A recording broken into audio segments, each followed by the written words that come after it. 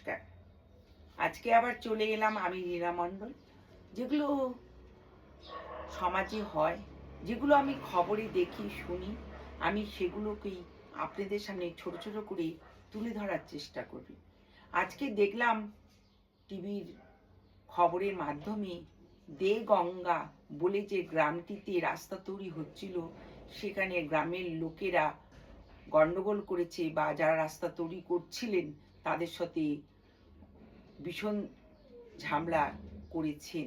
Police সেই গ্রামের লোকগুলিকে উঠিয়ে নিয়ে গেছেন থানায়।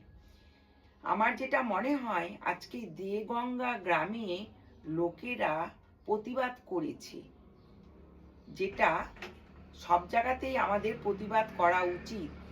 আপনি দেখবেন প্রত্যেক রাস্তায়, প্রত্যেক মেন রোডগুলি যেগুলো আছে সেগুলি বানাতে না বানাতেই, রাস্তা মেরামত করতে না করতেই রাস্তা ভেঙে যায়।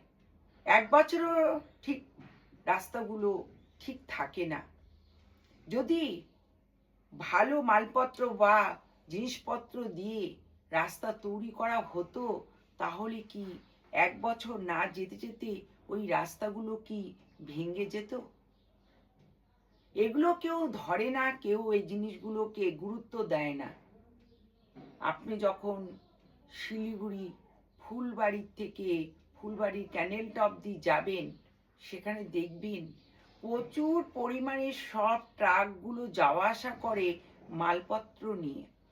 তারাই মালপত্র বহন করে বলে আমরা পাই টাউন শহরে চাল ডাল সবজি যেটাই বলুন। কিন্তু সেই ফুলবাড়ি যেতে যে রাস্তাটা প্রচুর পরিমাণে ভাঙা, যখন তখন অ্যাক্সিডেন্ট হতে পারে। কিছুদিন আগে ওই রাস্তা তৈরি করা হয়েছিল, কিন্তু কিছুদিন যেতে না যেতেই আবার রাস্তাগুলো ভেঙে গেছে।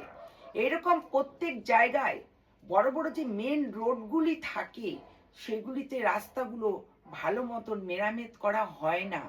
যদি ভালো মালপত্র দিয়ে রাস্তাগুলো তৈরি করা হতো, তবে নিশ্চয়ই কমসে কম 5 বছর তো যেত।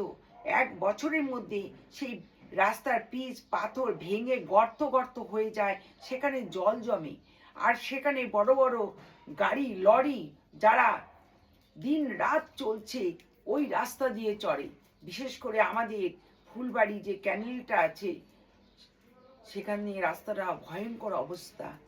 আজকে যদি দেগঙ্গা গ্রামের মতন প্রত্যেক লোক জায়গায় জায়গায় এগুলো দেখতো, তাহলে হয়তো ভালো হতো। এগুলো প্রশাসনকে দেখা উচিত। যখন রাস্তাগুলো তারা বানাচ্ছে, কিভাবে মেরামত করছে, কিভাবে কতটা মালপত্র দিচ্ছে, এটা প্রশাসনের দেখা উচিত, এটা গ্রামের লোকের নয়। আজকে দেগঙ্গা গ্রামের লোক প্রতিবাদ করেছে বলে তাকে দেখলাম পুলিশের গাড়িতে পুলিশ উঠিয়ে নিয়েছে। আপনারা দেখুন, যখন এই